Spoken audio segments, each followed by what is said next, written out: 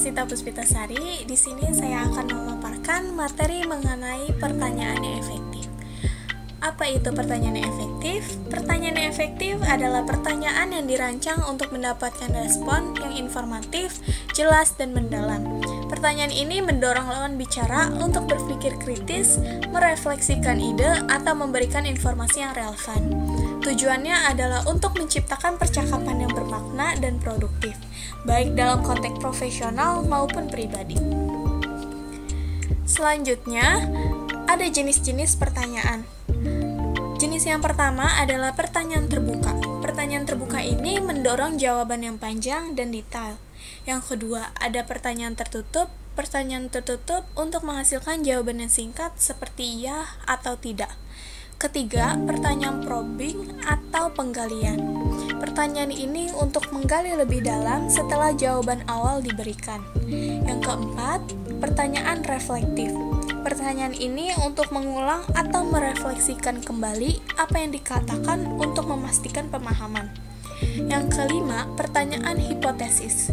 Pertanyaan ini mengajak berpikir tentang situasi yang belum terjadi. Yang keenam, pertanyaan leading atau mengarah.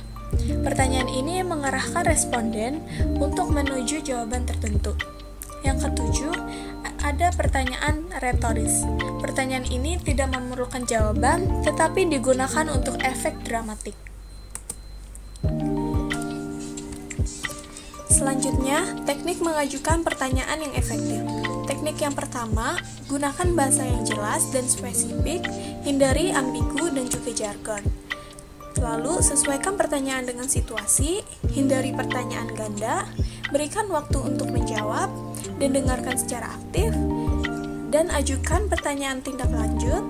Jika perlu, tanyakan lebih lanjut untuk mendapatkan klarifikasi. Selanjutnya, terdapat kesalahan-kesalahan umum dalam bertanya. Kesalahan pertama adalah mengajukan pertanyaan yang menghakimi. Pertanyaan yang menghakimi ini yang dimaksudkan dengan mengandung asumsi negatif. Yang kedua, pertanyaan yang menyesatkan. Pertanyaan yang mengarahkan responden ke jawaban tertentu. Yang ketiga, pertanyaan terlalu rumit, menggabungkan beberapa pertanyaan sekaligus. Dan yang terakhir, tidak mendengarkan jawaban. Fokus pada pertanyaan berikutnya tanpa memproses jawaban yang telah diberikan. Demikian materi yang dapat saya sampaikan, kurang lebihnya mohon maaf. Cukup sekian dan terima kasih.